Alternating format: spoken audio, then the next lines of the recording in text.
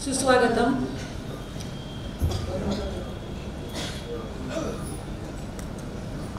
सन्माननीय व्यासपीठ जे आता श्रोत्यातच उपस्थित आहे आणि माझ्या कराडमधील जुन्या आणि नव्या मित्रमैत्रिणींनो, मी कराडमध्ये अनेक वेळा आले, त्यामुळं अनेक लोक ओळखीचे आहेत. तर नातं कोणतेही असू दे, मैत्र ही भावना मी महत्त्वाची मानते. आणि हे मैत्र कुटुंबात, समाजात एकमेकांशी असतं, तेव्हाच माणूस सुखी आणि यशस्वी होऊ शकतो. तर करिअरमधल्या यशासाठीही पहिला मूलमंत्र म्हणजे हे मैत्र.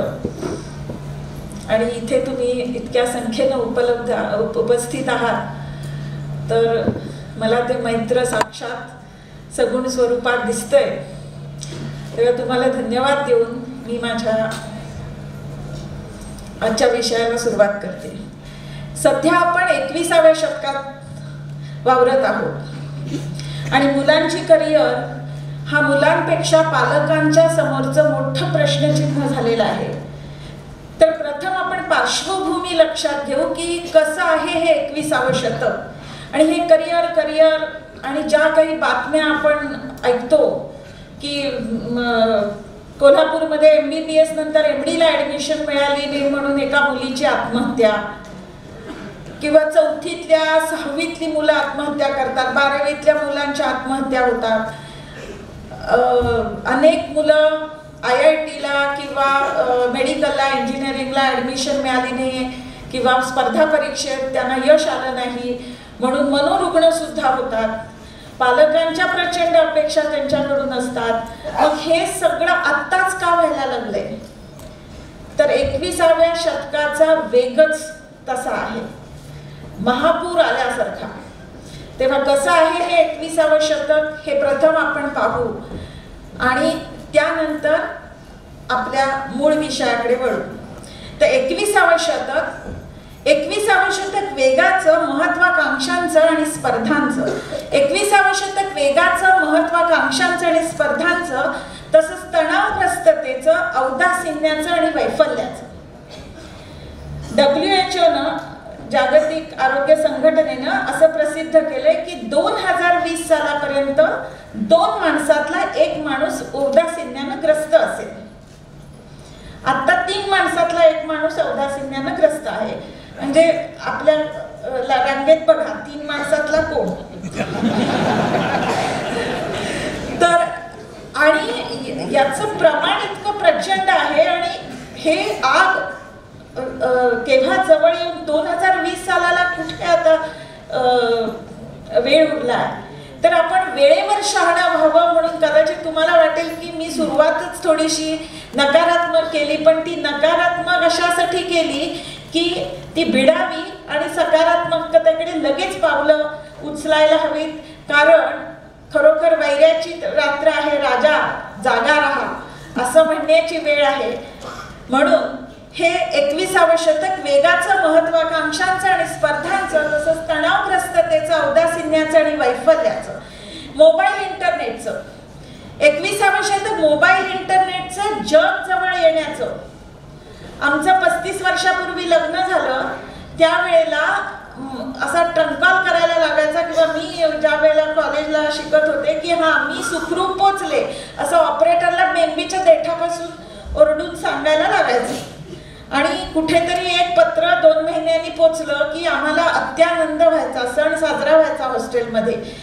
तर आता काही नाही. आता माझी एक मुलगी अमेरिकेत आहे, वेस्ट कोस्टला, एक मुलगा शिकागोला आहे, तो PhD करतोय. मुलगी ॲमेझॉनमध्ये अलेक्सा म्हणून जे आहे त्याची हेड आहे आणि दुसरी मुलगी ऑक्सफर्डमध्ये पहिली भारतातली डॉक्टर आहे की जिनं ती डिग्री मिळवली इमर्जन्सी मेडिसिनमध्ये. पण ही तिन्ही मुलं रात्री आम्ही जेवण झाल्यानंतर वेळेतल्या फरकामुळं रात्री आमचा एकच उद्योग असतो की प्रत्येकाशी बोलायचं, व्हिडिओ कॉल्स करायचे आणि आज काय खाल्लं हे सुद्धा ती मुलं सांगतात. परवा तर माझ्या मुलानं सांगितलं की मला अमुक माझ्या वेळेला उठवा, ती वेळ तुमच्याकडे इतक्या वाजता असेल, संध्याकाळी 6 वाजता, आणि मला उठवा उठवा, माझी परीक्षा आहे, मी रात्री 2 वाजता झोपलोय, उद्या परीक्षा आहे, तर मला तुम्ही उठवा फोन करून. आता इतकं कम्युनिकेशन असल्यावर ती मुलं लांब आहेत असं वाटतच नाही. मग हा फायदा आहे ना.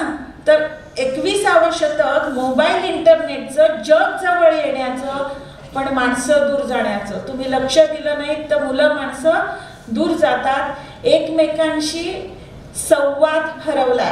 माणसं जग जवळ आलं तरी माणसं दूर गेलेत.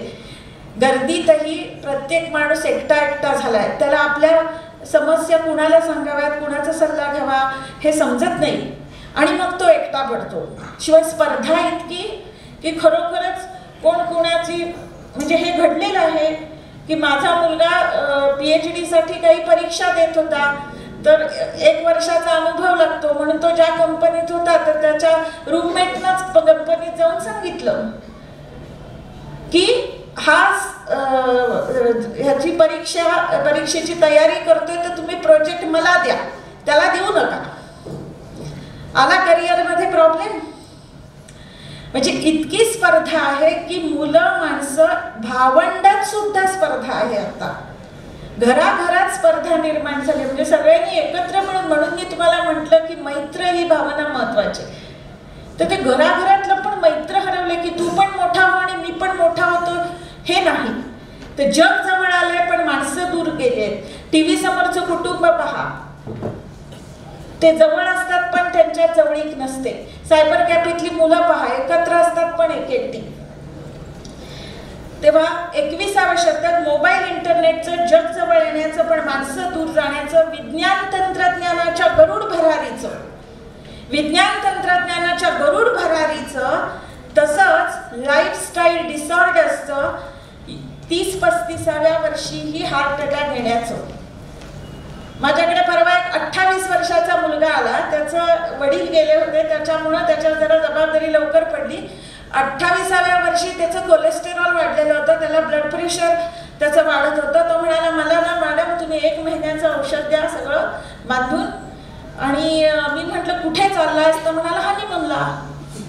म्हटलं तुला देते औषध मी, पण बायकोला दाखवू नको. मी त्याला शिदोरी बांधून दिली, पण म्हटलं तुझं हनीमून होणार नाही, तर मुंच्या ऐवजी सर ती बायको तापेल, तेव्हा तू तिला सांगू नको.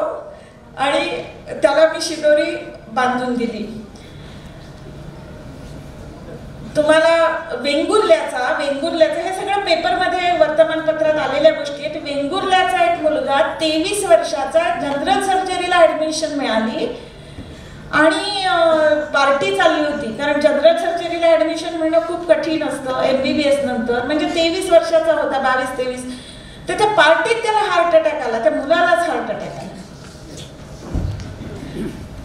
मग आता मला सांगा की शिक्षण इतकंच, तणावमुक्तीचं शिक्षण देणं किंवा त्यांचा भावनिक आणि सामाजिक बुद्ध्यांक वाढवणं हे पण करिअरसाठी आवश्यक नाही का? कृपया सगळ्यांनी फोन बंद करा, म्यूटवर टाका, सगळ्यांनी फोन बंद करा.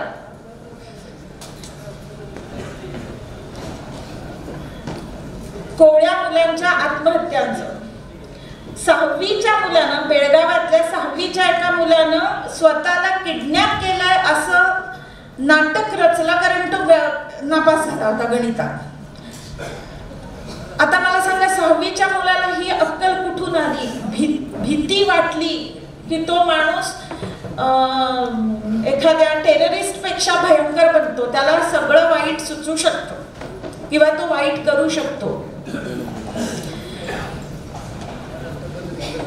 मला तुम्हाला असं सांगायचे की मुलांचा भावनिक आणि सामाजिक बुद्ध्यांक वाढवणं, त्यांना टाइम मॅनेजमेंटचं शिक्षण देणं ही सुद्धा शैक्षणिक गरजच आता निर्माण झालेली आहे. जर तुम्हाला त्यांना करिअरमध्ये यशस्वी करायचं असेल तर. 21वे शतक न्यूक्लिअर फॅमिलीचं, घरात इनमिन 3 माणसं असण्याचं, पाळणाघर आणि वृद्धाश्रमाचं, कुटुंब व्यवस्था ढासळण्याचं. हल्ली आम्ही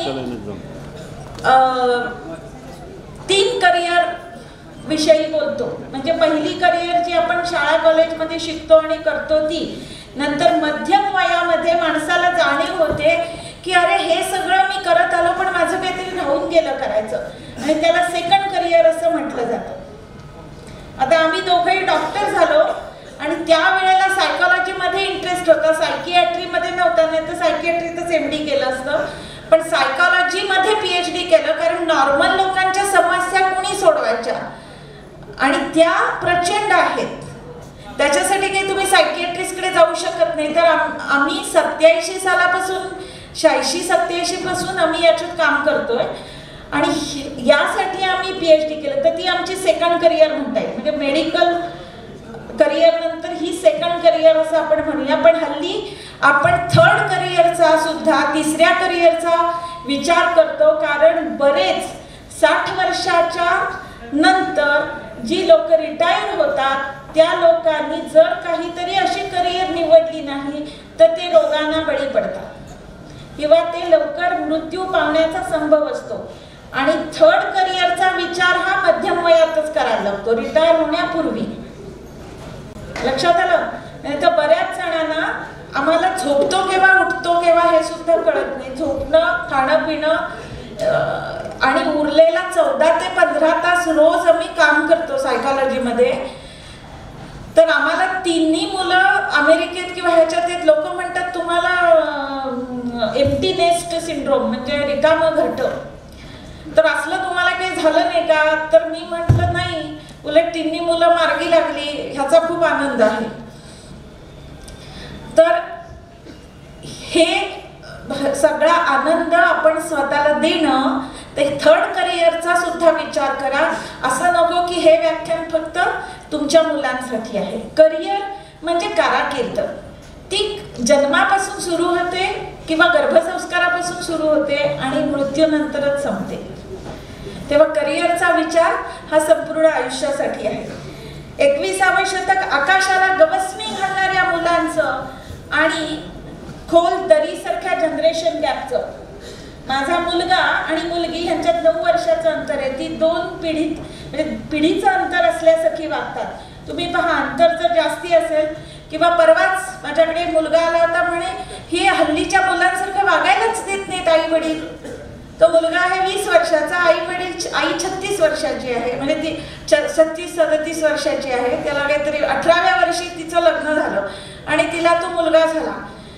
तर तो म्हणतो की ही मला वागा. आता अंतर किती आहे? 25 वर्षाचं अंतर तर राहिलंच नाही, 10 वर्षाचं अंतर पिढीमध्ये कदाचित कराडमध्ये असेल, पण मुंबईसारख्या ह्याच्यात ते त्याहूनही 8 वर्षाचं किंवा असं झालेलं आहे. तर जनरेशन गॅप ही खोल दरीसारखी झालेली आहे. तुम्ही कपडे, त्यांच्या आवडी निवडी सगळं तपासून पहा. त्यांना काय हवंसं वाटतं, काय नकोसं वाटतं. तर 8 वर्षाची जनरेशन गॅप जर हे असेल तर तुमचे किती पिढींचं अंतर आणि किती मतांतर असेल लक्षात घ्या. पालकांच्या मुलांकडून जबरदस्त अपेक्षा असण्याचं. 21सावं शतक प्रत्येक पालकाला हल्ली वाटतं नाही IIT ला तरी जायला पाहिजे, खूप मोठा डॉक्टर झाला पाहिजे, इंजिनियर झाला पाहिजे, नाहीतर त्यांना तो झाला नाही इंजिनियर तोपर्यंत तो अमेरिकेत गेलाच पाहिजे. आणि हे सगळं त्याच्यासाठी आत्ता जी लहान मुलं आहेत त्यांच्या आया तर स्कूटरवर अष्टभुजा देवीसारख्या सकाळचा डबा, दुपारचा डबा, संध्याकाळचा डबा, वॉटर बॉटल, त्यांची दप्तरं, मग छंद वर्ग, त्याचं सामान, ड्रॉइंग पेंटिंग असेल, सिंगिंग असेल, असं मिळून त्या अष्टभुजेसारख्या. मी एका म्हणजे आता त्या माझ्या मुलीच्या वयाच्याच असतात, तर मी त्यांना विचारलं अगं तू करतेस काय? म्हणाली सगळ्या क्लासेसना मुलांना, दोघा मुलांचं सगळं करेपर्यंतच माझा दिवस संपतो आणि तरी मला स्वयंपाकी लागते, भांडीवाली लागते, सगळं म्हणजे घरातलं काम करायला सुद्धा वेळ नाही, नुसतं नेणं आणणं ह्याच्यातच वेळ. तर सगळी जण या मागे लागलेली आहेत. मग खरोखर हे सगळं नको तिथे धावपळ चालली आहे का आपली? नेमके कुठे कष्ट करायला हवेत हे जाणण्यासाठीच आजचा विषय. तर 21सावं शतक शिक्षणाच्या अवाढव्य पसाऱ्याचं, शिक्षणाच्या अवाढव्य पसाऱ्याचा, पण जगण्याचा मूळ हेतूच शिकून घ्यावा लागण्याचं. 21वावं शतक हम दो हमारा एकच, म्हणजे पूर्वी 2 तरी असायची, हल्ली हम दो हमारा एकच आणि 2 मोठ्यांच्या अपेक्षांचं ओझं एका छोट्याच्या खांद्यावर असण्याचं. ते 2 मोठे कशाला? त्यांचे आई बाबांनी इकडचे आणि तिकडचे आजी आजोबा यांच्या पण अपेक्षा असतात की तू त्या मुलानं हे करावं, म्हणजे असं काहीतरी चमत्कार घडावा आणि सोन्यालाही सुगंध यावं आणि काहीतरी घडून जावं. त्या मुलानं काय काय करायचं बिचाऱ्यानं, आणि त्याला इतक्या गोष्टीमध्ये अडकवलं जातं. तर खरोखर याची गरज आहे का, आणि यातून काही आपल्याला खरोखर मिळतं का, हे अंतर्मुख होऊन विचार करायला हवा. 21वावं शतक इन्स्टंटच्या जमान्याचं, झटपट युगाचं, उतावीळ अपेक्षांचं आणि साधना व्यासंग लयाला जाण्याचं, नाविन्याचं, सतत बदलत जाण्याचं, अधिकाधिक मिळवत राहण्याचं आणि कालचं नवीन आज ऑब्सोल्यूट होण्याचं. माझ्या मैत्रिणीचा मुलगा आणि ती एक दिवस आली, म्हणाला काल रात्रभर झोप नाही आली. मग ती मैत्रीण त्याला घेऊन आली, ती मध्यमवर्गीय बिचारी. तर काय झालं काय म्हटलं, झोप नाही यायला तुला, म्हणजे त्या मुलाला झोप नाही आली. तो म्हणाला आईनं 25,000चा फक्त फोन घेऊन दिला मोबाईल, आणि आई म्हणाली इंजिनिअरिंगची 4 वर्ष होईपर्यंत हाच वापरायचा, झोपच नाही लागली. तिनं बिचारीनं इकडून तिकडून कसं तरी करून नवऱ्याचं तोंड गप्प करून 25,000चा घेऊन दिला होता. समाधान नाही, म्हणजे हे संपेपर्यंत पुढचं मॉडेल आलेलं असतं आणि ते हवं असते. काय कशाला मर्यादा काही राहिलेल्याच नाहीये. 21वावं शतक स्वस्त झालेल्या, त्या मुलांची काही चूक नाही हा, स्वस्त झालेल्या यशाचं आणि महाग झालेल्या कौतुकाचं. 21वावं शतक स्वस्त झालेल्या यशाचं आणि महाग झालेल्या कौतुकाचं. मला सांगा तुम्ही सगळं कशासाठी करता? आपण चांगली गाडी, 6 इंच लांब गाडी घेतली की एकदम झाक वाटतं, म्हणजे खरोखर फरक पडतो की नाही ते मला नाही माहिती, पण असं काहीतरी वाटावं लागतं. नवीन साडी आली की ती घ्यावीशी वाटते, किंवा नवीन डिझायनर पीस ड्रेस घ्यावासा वाटतो, किंवा मुलांना ते शूज काय ते, आणि त्या शूजच्या किमतीत कर्ज काढावं लागतं बापाला. म्हणजे खर्चच इतके असतात की आता या सगळ्यामध्ये स्वस्त झालेले प्रत्येक गोष्ट, पण हे सगळं आपण करतो कशासाठी? ओके, तुम्हाला आधी आपली मुलं मोठी व्हावीत असं कशासाठी वाटतं? मी कुणीतरी आहे असं दाखवावं जगाला, असं प्रत्येक माणसाला वाटत असतं. मी कुणीतरी विशेष आहे. इगो, तो पॉझिटिव्ह दृष्टीने घ्या. खरं म्हणजे मी इगो हा शब्द वाईट अर्थानं वापरत नाही, पण तुम्ही वापरत असाल कदाचित. Element of God in you is ego. आता उंदराला वाटत नाही की हत्ती एवढा सशक्त का आणि मी एवढा बारीक का, किंवा ह्याला चिमणीला वाटत नाही की मला गरुडासारखं का उडायला येत नाही. पण आपल्या समोरच्या शेजाऱ्याच्या घरात 50 इंची टीव्ही आला किंवा 38 इंची आला आणि आपला 25 इंची असला की लगेच त्या दिवशी चढतच डोकं, पित्तच खवळत. का? हे प्राण्यांच्यात नाही, हे माणसाच्यात आहे. पण हे माणसाच्यात परमेश्वरानं आपलं तत्व, स्वतःतलं देवतत्व त्याच्यात घातलंय. म्हणूनच माणसाला नर का नारायण बनावंसं वाटतं, कुणीतरी विशेष आहे असं दाखवावंसं वाटतं, आणि त्या दाखवण्यापायी त्यानं विविध शोध लावले. हे शोध अत्यंत दुबळा प्राणी पण दुसऱ्या कोणी लावले नाहीत. आणि करिअरची संकल्पना जर समजून घेतली तुम्ही की आदिमानवांच्या समूहात काय झालं असेल सुरुवातीला, की सगळी माणसं एकत्र आली कारण त्यांना वाघ नखां म्हणजे वाघ सिंहांसारखे अकराळ विक्राळ जबडा, पंजे किंवा सापासारखं बिळात शिरायला येत नव्हतं, पक्षासारखं उडायला येत नव्हतं. मग त्यांनी काय करायचं? वाघ चालून आला, लांडगा चालून आला, काय करायचं? माणसं एकत्र आली. माणसं एकत्र आली आणि समूह बनला. त्या समूहामध्ये प्रत्येकानं म्हणजे ती समूह शक्ती हीच त्याची शक्ती बनली. आणि म्हणून आज एकटा पडलेला माणूस तणावग्रस्त झालाय. कधी हार्ट अटॅक येऊ शकतो, म्हणजे कुठल्याही वयात येतो हल्ली हार्ट अटॅक. तर हे सगळं तणावग्रस्तता कशामुळे आली? तो एकटा पडला की संपला. जो माणूस समूहातनं दूर झाला त्याला खरोखरच लाडगा बिंडगा खाऊन जायचा किंवा वाघ खाऊन जायचा. हे पूर्वीपासून आहे. आत्ताही भले ते मानसिक एकलेपण असू दे, ते आलं की माणसाला काहीतरी तणावजन्य आजार यायला लागतात. आता ह्याचा करिअरशी काय संबंध? समूह एकत्र आला आणि त्या समूहानं मग प्रत्येकाचं डोकं, प्रत्येकाला डोकं होतं, आधी माणसाला डोकं होतं, भावना होत्या. तर कुणाला आगीत आग पेटवता येत होती दगडावर दगड घासून, कुणी सुई तयार केली, कुणी दगडांना ह्याला धार काढली, शस्त्र तयार केली, कुणाला विटा रचायला येत होत्या, दगड माती रचून घर बांधायला येत होतं, कुणाला चित्र काढायला येत होती. मग असं सुरू झालं की तुला अमुक करायला येते ना, ते तू करायचं आणि तुझ्यासाठी मला येतं ते करायचं. लक्षात आलं? पण मला जे सगळ्यात चांगलं करायला येतं, मग आपण काय शोधून काढणार की लोकांनी माझ्यासाठी काम करावं, तर त्यांना देण्यासाठी. लक्षात घ्या, हे मूलतत्व आहे करिअरचं. त्या माणसाला देण्यासाठी, इतरांना देण्यासाठी माझ्याकडे असं काहीतरी हवं की जे मी चांगल्यात चांगलं करू शकेन. म्हणजे तसं थोडीशी शिकार, थोडंसं हे मला येतं, पण मला जास्त चांगलं काय येतं? मला चित्र काढता येतं. मला जास्ती चांगलं काय येतं? मला इकडचं झाड उपटून तिकडे लावता येतं. मग माणसानं हे सगळं तयार केलं. अजून वाघ सिंह आहे तसेच फिरतात. त्यांनी काही घरं बिरं बांधली नाहीत किंवा असलं काही त्यांच्यात झालं नाही. किंवा वाघाला असंही, वाघिणीला वाटत नाही की माझा बच्चू 10 ससे मारतो, पण मला वाटतं की माझ्या मुलीला 2-2 गोल्ड मेडल्स मिळाली अटल बिहारी वाजपेयींच्या हस्ते वगैरे, असं हे सगळं सांगावं असं मला वाटतं आणि त्याचं मला अत्यंत आनंद होतो. किंवा एखादी वाघीण असं नाही म्हणत की मला माझ्या पट्टे किती छान आहेत आणि 10 वाघ माझ्या मागे लागले, तसं वाघिणीला काही वाटत नाही. पण ऐश्वर्या रायच्या आईला वाटलं असेल की नाही माझी मुलगी मिसवळ झाली, किंवा ऐश्वर्या रायला वाटतं की नाही मी मिसवळ झाले, ह्याचं तिला सुख होतं. तर हे सगळं माणसाचंच देणं आहे.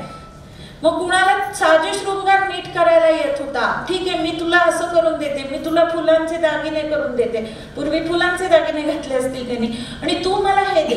आता करिअर म्हणजे काय?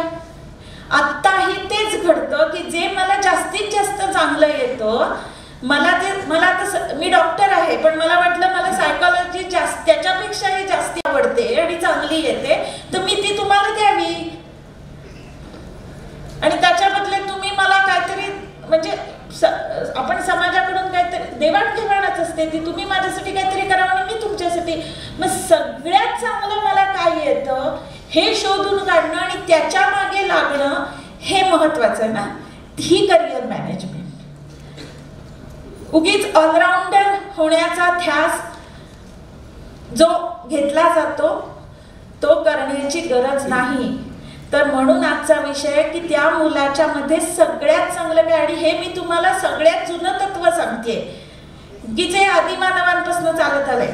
ते ऑलराऊंडरचे दिवस संपले. आता ते पूर्वी होतं जेव्हा साधनं नव्हती, पण ते आदिमानव आपल्यापेक्षा शहाणे होते.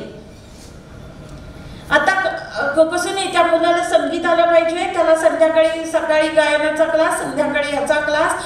मग त्याने शाळेत पण पहिला नंबर काढला, अरे मीडिया 95% मार्क, तुला किती त्याची ट्युशन लावली आहे म्हणून ती आई बिचारी हे करते, तिचं पोळ्यांच्या लक्ष नाही, पोळ्या करपतायत का, कशासाठी? एक लक्षात घ्या की सफरचंदाच्या झाडाला चिक्कू येत नाहीत आणि चिक्कूच्या झाडाला हापूस आंबे येणार नाहीत. आपली भूमिका माळ्याची. जे बीज कसलं आहे ना त्याला खतपाणी घालायचं आणि त्याला सगळ्यात चांगलं काय येतं हे शोधायचं. हे तुम्हाला 3 ऑलराऊंडर मुलांची आई सांगते. मी PhD आहे, मी डॉक्टर आहे, माझ्या 50 डिग्र्या त्या मी लावत पण नाही कारण कार्डावर गर्दी झाली. त्या सगळ्या विसरा. मी 3 मुलांची आई आहे हे लक्षात घ्या. आणि काय नेमकं करायला हवं तर त्या आदिमानवांच्या काळात आपण जे करत होतो आणि साधी गोष्ट आहे पण आपण हे करत नाही म्हणून करिअरचं टेन्शन येतं. अरे भीमाला धनुष्यबाण घेऊन अर्जुनासारखं नाही शिकवलं करायला. भीमाला गदायुद्ध शिकवलं आणि सेकंड करिअर म्हणून स्वयंपाक करायला शिकवलं. म्हणजे हादडायला जास्ती लागायचं तर बाबा तुझा तू तरी करून खाशील म्हणून ते अज्ञातवासात उपयोगी पडलं. अज्ञातवासात तो स्वयंपाक येईल म्हणून त्यानं काम केलं कौरवांपासून लपून राहण्यासाठी. आणि अर्जुन धनुष्यबाण आणि त्या धनुर्विद्येत तो प्रवीण झाला. युधिष्ठिर भालाफेकीत प्रवीण झाला. म्हणजे तिथे सुद्धा करिअर मॅनेजमेंट होती. कोणी काही उठलं आणि करायला गेलं असं करत नव्हते. आपल्याला ते सगळ्यात चांगलं येतं. कशाचे गुण आपल्यामध्ये आहेत. आता असं नाही आई बाप काय कशाची क्रेज आहे काय त्या पोराला हवंय नकोय त्याची इच्छा काय आहे त्याला काय येतंय त्याला देवानं पार्सल कसलं पाठवलंय हे शोधून काढायचं नाही. आपल्याला काय वाटतं ते त्याला करायला लावायचं. कसं काय त्याला जमणार. म्हणजे भीमाला धनुर्विद्या कशी काय येणार लक्षात येतंय. म्हणजे आदिवासी आपल्यापेक्षा जास्ती शहाणे होते आणि तेव्हा कळत होतं की मी हे केलं पण मला हे चांगलं जमत नाही मग हे माझ्यापेक्षा दुसरं चांगलं करतोय तर त्यालाच बोलावून करून घेतील. मग मला सगळ्यांपेक्षा चांगलं काय करायला येतं. माझ्या स्वभावाला अनुसरून काय आहे माझ्या स्वभाव धर्माला माझ्यातल्या प्रत्येक चांगल्या गुणाला किंवा दोषांना. लक्षात आलं. मला हे हायवेला गाडी चालवायला देत नाहीत. ते म्हणतात सिनरी दिसली आणि कविता सुचली तर गाडी खड्ड्यात घालशील त्याच्यापेक्षा तू हात लावू नकोस. तू आपली पाठीमागे किंवा जवळ बस आणि काय ते तुझ्या भाषणाचा कवितेचा विचार कर. तू गाडी चालवू नकोस.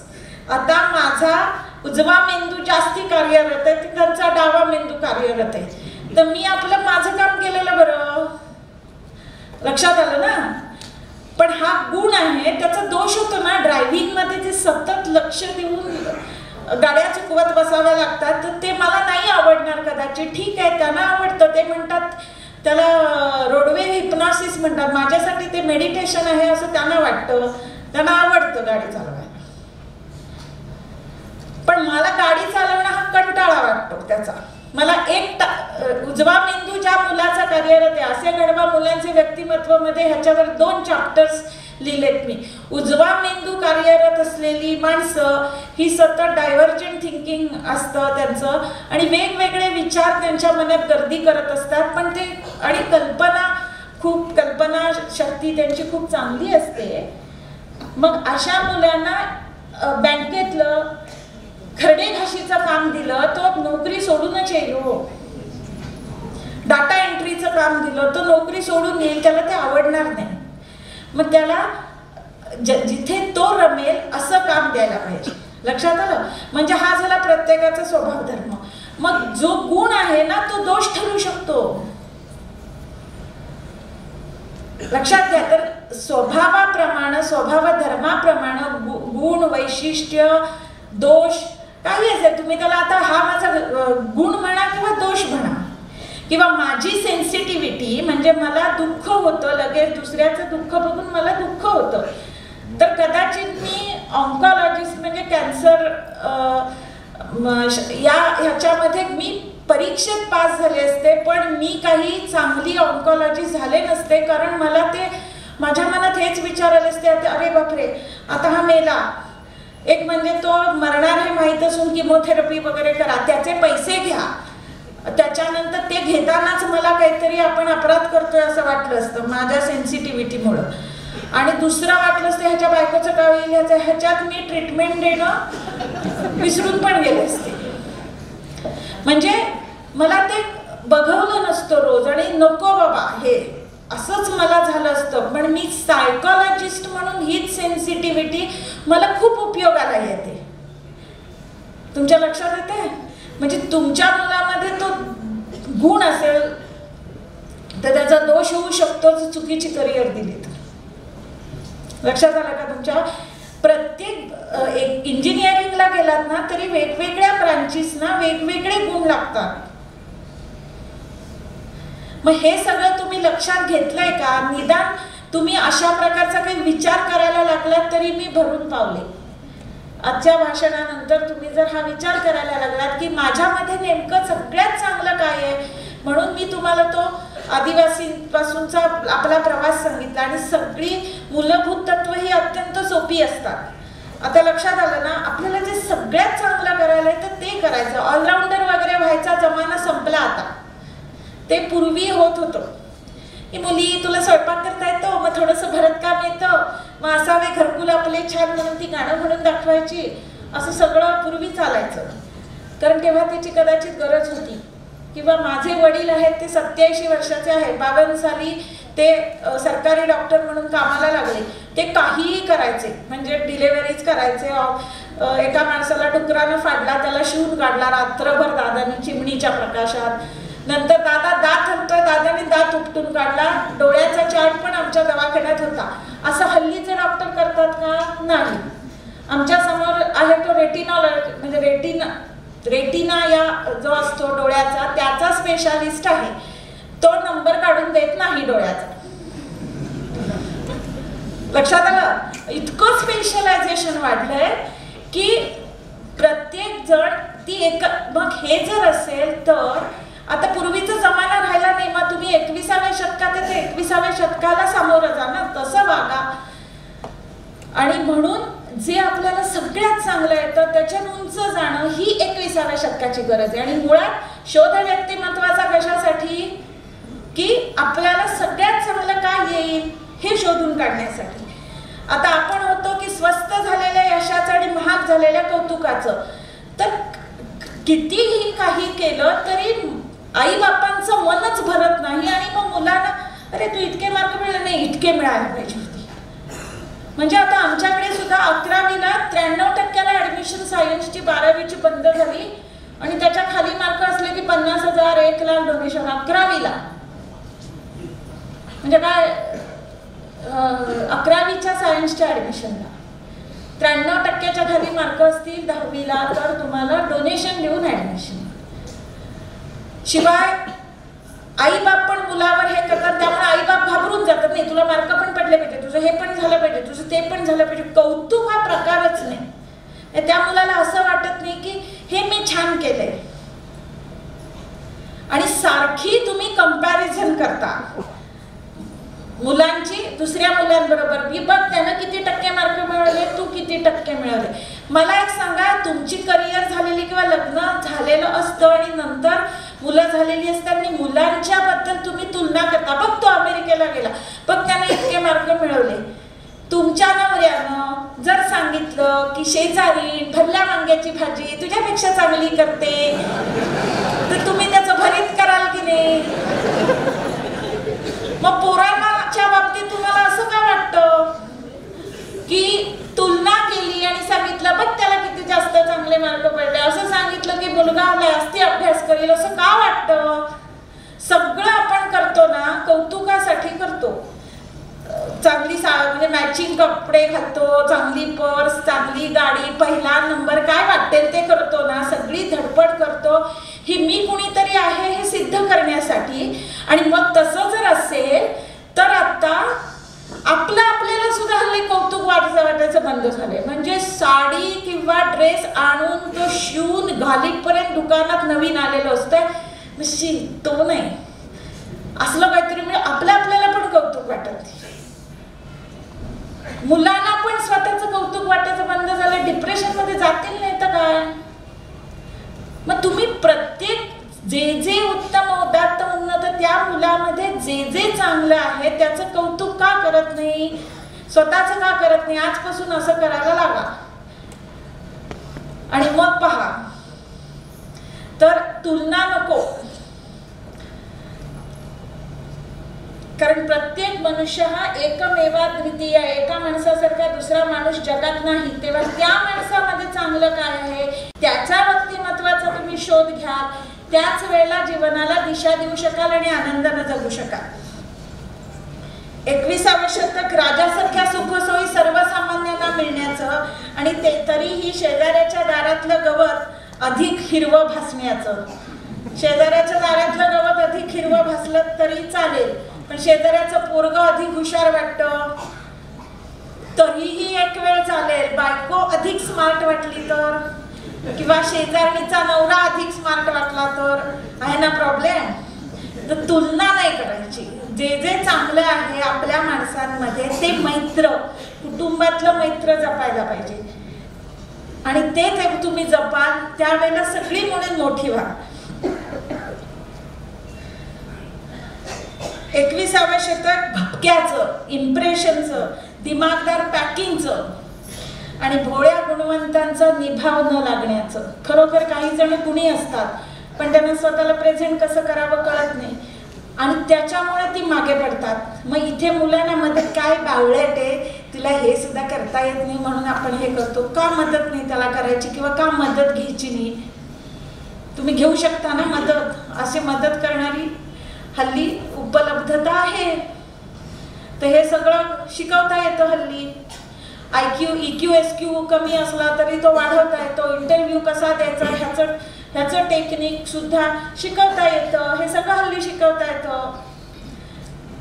लक्षात आलं? किंवा तुम्ही त्यांच्यासाठी त्याला मदत करू शकता. मदत करण्याच्या ऐवजी आपण फक्त त्यांना बोल लावतो. त्यांचं कौतुक कधीही आपण स्वतःचं कौतुक करायचं सुद्धा विसरलो की आय लव मायसेल्फ म्हणायला पाहिजे. मी स्वतःवर आधी प्रेम करतो, मी मला आवडतो हे म्हणायची सुद्धा गरज झाली.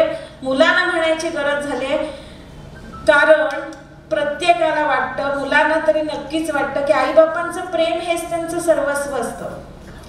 माझ्या मुलीला ती 9वीत असताना अटल बिहारी वाजपेयींच्याकडून ते गोल्ड मेडल मिळालं आणि ते टीव्हीवर दाखवलं. ते मी पाहत होते. मी सोफ्यावर अक्षरशः माझं असं चाललं होतं. तिने अटल बिहारीने तिनं सलाम केला, मग त्यांनी असा सलाम केला. तर ते सगळं आम्ही बघत होतो. तेव्हा माझा मुलगा 4 वर्षाचा होता. फक्त 9 वर्षाचं अंतर आहे दोघांच्या.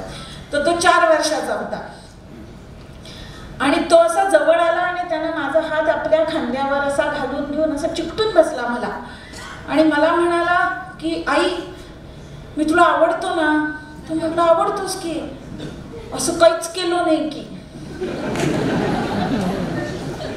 लक्षात घे, 4 वर्षाच्या मुलाला असं वाटलं की आपण असं काही केलं नाही तर आपल्याला आवडतं की नाही. आणि रोज उठून तुम्ही जर नवऱ्याला, मुलांना आणि स्वतःला शिव्या घालत असाल की हे असं केलं नाही, ते तसं केलं नाही, स्वतःला पण घालत असाल किंवा हे मला मिळालं नाही, ते झालं नाही, कसं काय हो आयुष्य पुढे जाणार, कसं आपण सुखी होणार?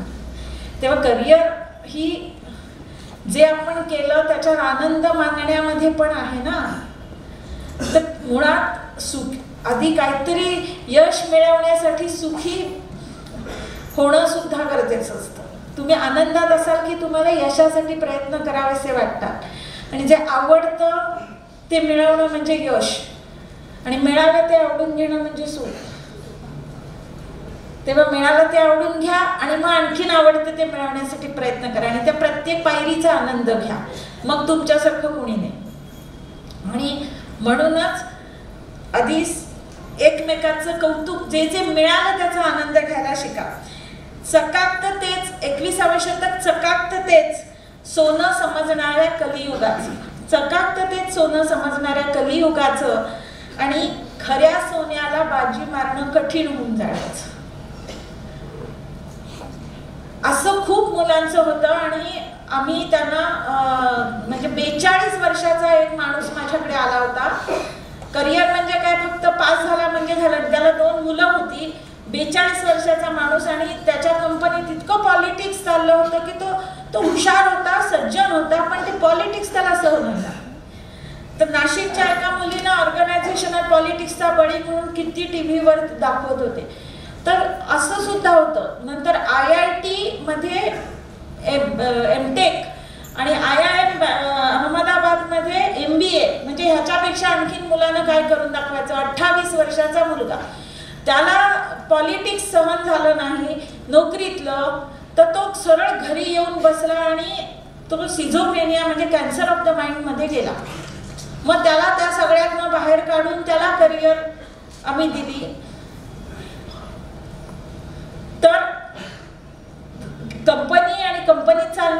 पद्धतीचं पॉलिटिक्स हे करण्याचा त्याचा स्वभाव नव्हता. त्याला मी PhD करायला लावलं आणि त्यानं अनेक रिसर्च पेपर्स प्रेझेंट केले आणि आत्ता त्याला मुलं बाळं झाली, सगळं त्याचं भलं झालं. मी त्याला सांगितलं की पण हे मी त्याला स्पष्ट सांगितलं की हा तुझा मार्ग नव्हे, तू याच्यासाठी जन्माला आलेला नाहीस किंवा हे तुझ्यात हे गुण तुझ्यात नाहीयेत, पॉलिटिक्स ते सहन करता येईल आणि नाही जमत तर नाही जमत. पण त्याच्यामुळं तो नाही तर मनोरुग्ण झाला असता आणि फार हे प्रकरण पुढे गेलं असतं तर तो कॅन्सर ऑफ दी माइंड आहे, तो फुकट गेला असता. आणि फुकट गेलेली सुद्धा मुलं अशी मी पाहिलेली आहेत. आता तुम्ही म्हणा मॅडम इतका वेळ बोललात, सगळं निगेटिव्ह बोलताय, पण एक सांगते 21वे शतक हे सगळं जरी असलं तरी आता इतक्या उपलब्धी आहेत, इतक्या सुखसोयी आहेत. मी मगाशी म्हटलं तसं माझ्या मुलांनी आज काय खाल्लं हे सुद्धा मला समजतं इथे बसून. इथे किंवा मी इथे असले तरी काही बिघडत नाही, मी जगाच्या पाठीवर कुठेही असले तरी मुलं काय करतात हे मला समजतं, त्यांना मला मदत पण करता येते. तर 21वे शतक हे अंथरूण पाहून पाय पसरावे ते विसरण्याचं आणि हातात वाळू घेतली तरी त्याचं सोनं करता येण्याचं. वाळूलाही हल्ली सोन्याचा भाव आलेला आहे आणि हे सगळं कसं करायचं याच्यासाठीच आज आपण इथे आहोत. पण काय करायचं माहितीये का, मोठी इमारत बांधण्यासाठी थोडं खाली खोदावं लागतं ना, तसं मला तुमचं मन थोडं खोदावं लागतं आणि म्हणून हे सगळं थोडं निगेटिव्ह सुद्धा सांगावं लागतं. मग त्याच्यानंतर पॉझिटिव्ह काय करता येईल हे तुम्ही मला आधीच सगळ्यांनी सांगितलं की इथले अत्यंत सुजाण श्रोते आहेत, तर त्यामुळं मी तुम्हाला सांगण्याची गरजच नाही. मी तुम्हाला एकदा फक्त जाणीव करून दिली की काय आहे आता, काय चाललंय, की तुम्हाला आपोआप उपाय सुचतील की बाबा हिमालय पर्वतावर जायचंय, तिथे थंडी आहे, तुम्ही लगेच तयारीला लागाल आणि छान तयारी करा. तर लक्षात घ्या की दरवर्षी कर्नाटक महाराष्ट्रातनं, मी कर्नाटकातली आहे म्हणून मी कर्नाटकाला पण त्याच्यात घेतलं ओढलं, तर 25 ते 30 लाखाहून अधिक विद्यार्थी 10वी-12वीच्या परीक्षेला बसतात आणि सुयोग्य करिअरची निवड हा त्यांच्या यशस्वीतेचा पाया असतो. उभ्या आयुष्याचा निर्णय मात्र घेतला जातो तो तुटपुंजा माहितीवर, कारण पालकांना फक्त हाताच्या बोटावर, अक्षरशः हाताच्या बोटावर मोजणे इतक्या करिअर माहिती असतात. तुम्ही प्रत्येक जण विचार करा आणि मला सांगा किती करिअर माहिती आहे. म्हणजे arts, science, commerce, medical, engineering, MBA, CA असं काहीतरी झालं, संपलं. 10 पेक्षा जास्ती नाहीत. पण एक लक्षात घ्या, अशा 600हून अधिक करिअर्स, म्हणजे पूर्ण मेडिकल एक धरायचं, त्याच्यात फिजिओथेरपी, डेंटिस्ट्री सगळं आलं, आयुर्वेद, होमिओपॅथी सगळं आलं, अशी एक इंजिनिअरिंगच्या आता 73 ब्रांचेस झाल्यात, 73, त्या सगळ्या ब्रांचेस मिळून एक पॉलिटेक्निक आलं, त्याच्यात सगळं आलं. असं जर धरलं तर 600हून जास्त करिअर्स आहेत. माहिती आहेत का? 30,000हून जास्ती कोर्सेस आहेत आणि ह्याच्यातले एक घेऊन आपण त्याच्यात उंच गेलो तरी आपण मोठे होऊ शकतो.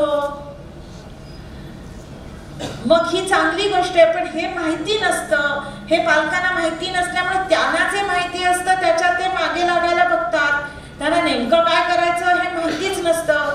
मग प्रयत्न फुकट जातात ना, वेळ, श्रम आणि पैसा ह्या तिन्ही गोष्टी फुकट जातात. त्या फुकट घालवू नयेत स्वतःच्या किंवा मुलांच्या.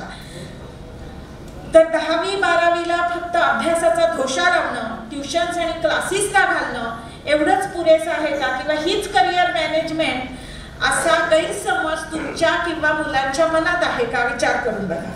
कुणीतरी मोठा माणूस होण्यासाठी एखाद्या कौशल्यात उंच जाणं पुरेसं असतं. आणि मी मगाशीच सांगितलं की आदिमानव आपल्यापेक्षा जास्ती शहाणे होते. प्रत्येक माणूस देव कुणालाही रिकाम्या हाताने पाठवत नाही. मी मतिमंदाला सुद्धा करिअर दिलेली आहे. मतिमंदाला, तो एखाद्या इंजिनियर इतका आता कमावतो, तर गाढवाचा सुद्धा उपयोग असतो. आपला माणसाचा एखाद्या नसेल का, भले तो शाळेत नसेल तर त्याच्यामध्ये काय आहे हे शोधता येतं. म्हणजे theory of multiple intelligence, Howard Gardner ज्यांना 1960 सालचं नोबेल पारितोषिक मिळालं या शोधासाठी. तर पूर्वी बुद्धिमत्ता ही एक जिन्सी आहे असं वाटायचं, आता तुम्ही 10 प्रकारच्या बुद्धिमत्तांचा शोध लावलाय. आणि प्रत्येक माणसामध्ये प्रत्येक माणूस हा विशिष्ट बौद्धिक, भावनिक, सामाजिक, शारीरिक बुद्धिमत्तेचा कॉम्बो असतो. आणि प्रत्येक करिअरला विशिष्ट कॉम्बोची गरज असते. ह्या दोन्ही गोष्टी मॅच केल्या की झालं, तुम्ही त्या क्षेत्रात हिरो होणारच. मी एक छोटंसं उदाहरण देते की सिव्हिल इंजिनियरला मॅथमॅटिकल आणि लॉजिकल इंटेलिजन्स, 3 डायमेन्शनल किंवा स्पॅशियल इंटेलिजन्स याची गरज असते सिव्हिल इंजिनियरला. त्याच्या अगदी जवळचं क्षेत्र घेऊया, कुठलं? आर्किटेक्चर. त्याला आर्टिस्टिक इंटेलिजन्स नको का? नाही तर तो चांगला आर्किटेक्ट होणार नाही, तो आर्किटेक्ट होईल आणि काम करेल सिव्हिल इंजिनियर सारखं, म्हणजे उगीच भिंती उभ्या करेल पण त्यात सौंदर्य दृष्टी असणार नाही. लक्षात आलं? तर प्रत्येक करिअरला विशिष्ट कॉम्बोची गरज असते आणि प्रत्येक माणूस विशिष्ट कॉम्बो घेऊन जन्माला आलेला आहे. आता काय करायचं? गणित किती सोपं आहे बघा. तो कॉम्बो काय तो शोधून काढायचा आणि इतके 30,000 कोर्सेस आणि 600 करिअर मधून त्याचा कॉम्बो आणि हा कॉम्बो मॅच करायचा. बस झालं, तो नक्की मुलगा त्या क्षेत्रात मोठा होणार. तर प्रत्येक विद्यार्थी हा हुशारच असतो.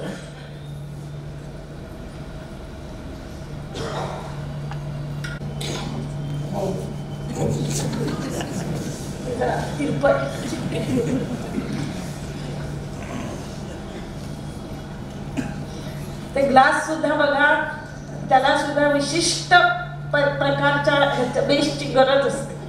तुमच्या मुलाला नको का विशिष्ट प्रकारच्या बेसची गरज? तसेच की नाही त्याला सुद्धा माणसाला हलायला वाटतं, त्याला तिरपय. मग मी म्हटलं नको. तर प्रत्येक विद्यार्थी हा हुशारच असतो आणि त्याची हुशारी कोणत्या क्षेत्रात आहे याचा शोध घेऊन क्षमता आणि त्याची आवड याप्रमाणे शिक्षणक्रम निवडणं हे आवश्यक असतं. आता मला 2 मुली आणि नंतर मुलगा असा आहे. तर मला त्या मुलींना वाढवून सवय होती आणि माझ्या दोन्ही मुली म्हणजे 6व्या वर्षी 25,000 मुलांत ड्रॉइंग मध्ये तिला पहिला नंबर आला होता. किंवा 2 मुली 3 वर्षाचं अंतर आहे आणि दुसऱ्या मुलीत आणि मुलात 6 वर्षाचं अंतर आहे. म्हणजे नंतर मुलगा झाला, मध्ये आम्ही हॉस्पिटल बांधलं मधल्या 3 वर्षात, म्हणून वेळ गेला. तर आता आमच्या करिअरचा पण विचार नको का? आणि मी म्हटलं की मुलगा होणार तेव्हा 3रं मूल होईल तेव्हा मी त्याला वेळ द्यायला सक्षम हवी, म्हणून मी त्याला वेळ देता यायला हवा ना, नुसतं जन्माला घालून काय करायचंय. तर मुख्य प्रश्न हा होता की मुली जरा मोठ्या झाल्या होत्या तेव्हा आणि मला त्यांना वाढवून सवय झाली होती. पण त्या मुलींना जे येत होतं ना त्यातलं ह्याला काहीच येईना. म्हणजे त्यांना फॅन्सी ड्रेसमध्ये बायका माझ्या नावानं बोटं मोडायच्या अक्षरशः मी गेलो की, कारण पहिला प्राइज गेलो म्हणजे आम्हालाच मिळणार असं व्हायचं. तर हे सगळं करून मला सवय झाली होती. ह्याला ड्रॉइंग अजिबात जमेना. म्हणजे एक दिवस तर म्हणाला की आई पट्टी दे, कुत्र्याचे पाय नीट काढतो.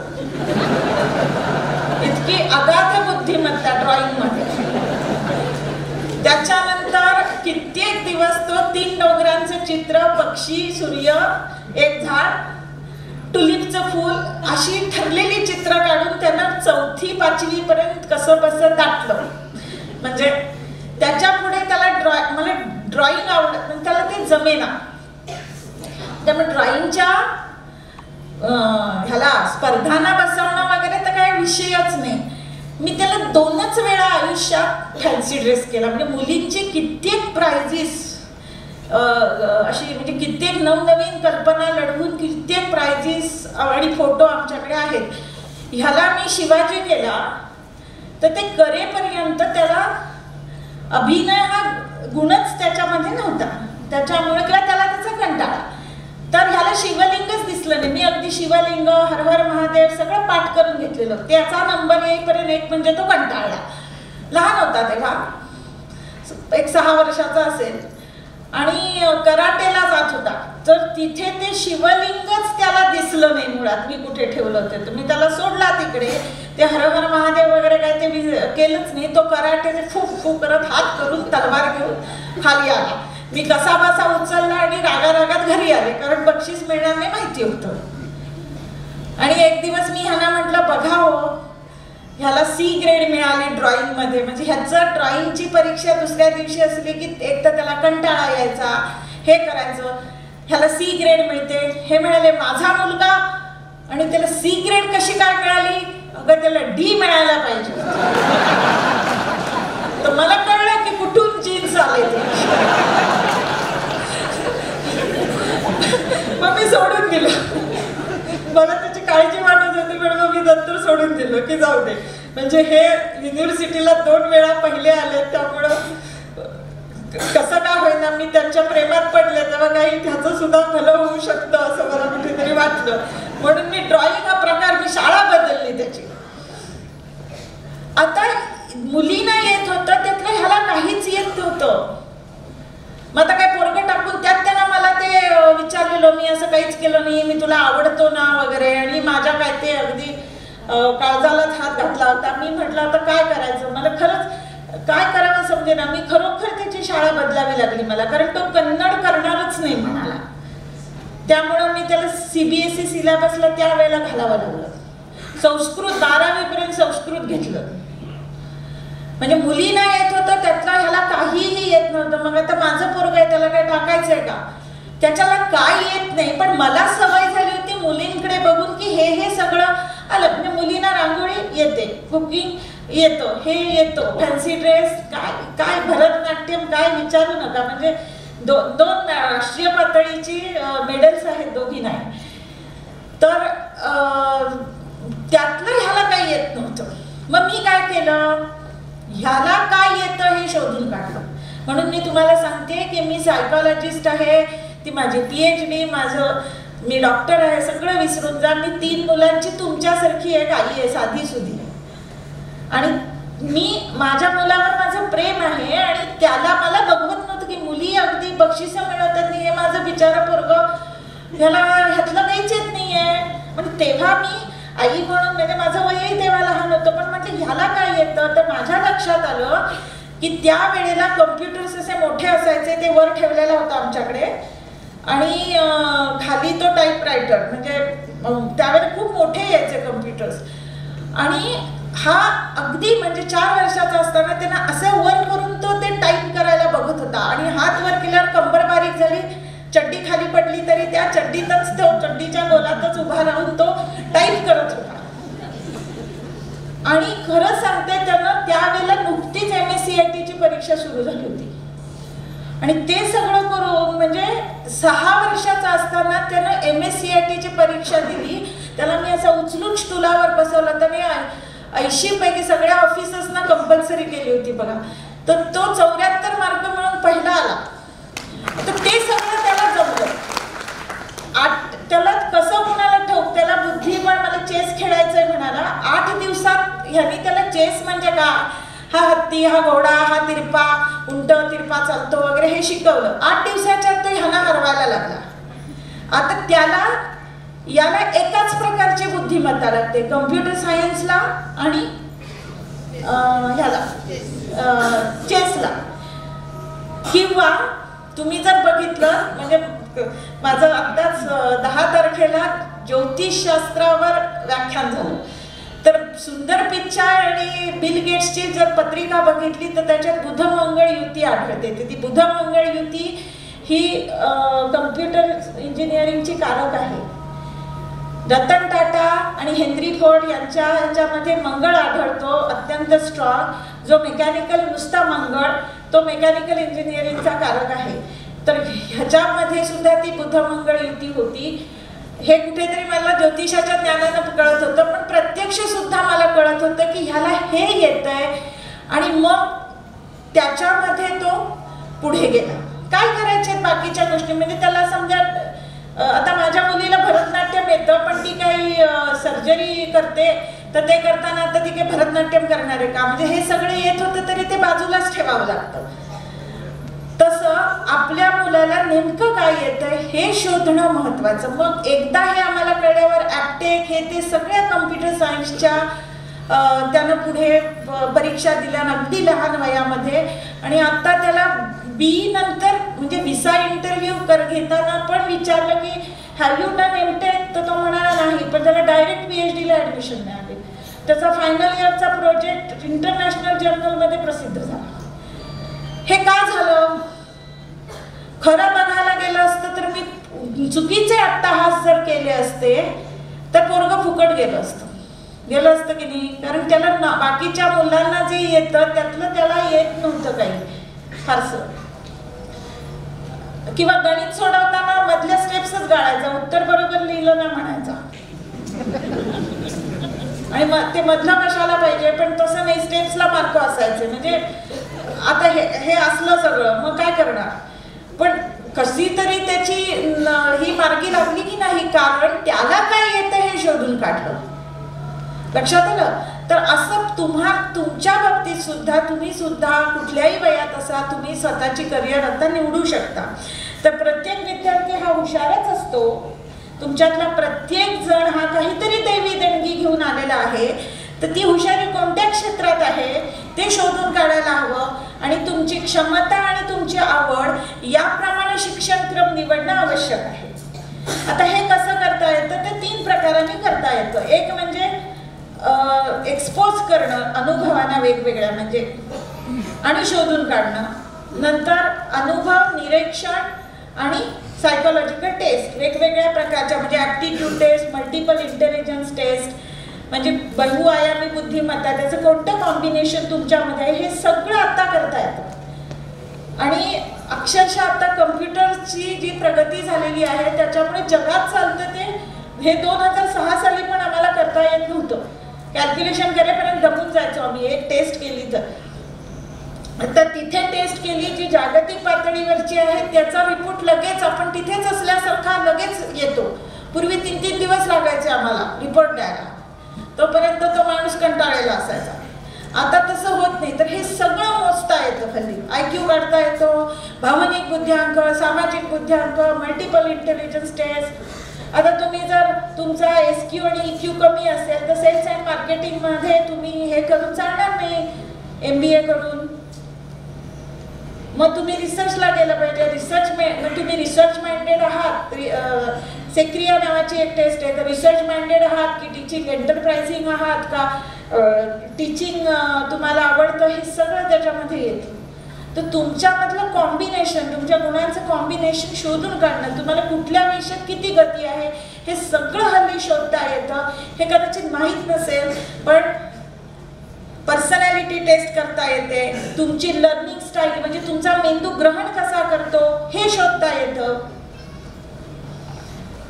नंतर तुमची स्टडी स्किल्स कशी, कॉन्सन्ट्रेशन, मेमरी, नंतर नोट्स मेकिंग तुम्ही नीट करता की नाही, टेस्ट प्रिपरेशन कसं करता, हे सगळं शोधता येतं. आणि याप्रमाणे तुम्हाला त्याच्यामध्ये बदलही घडवता येतात जिथे तुम्ही कमी असाल.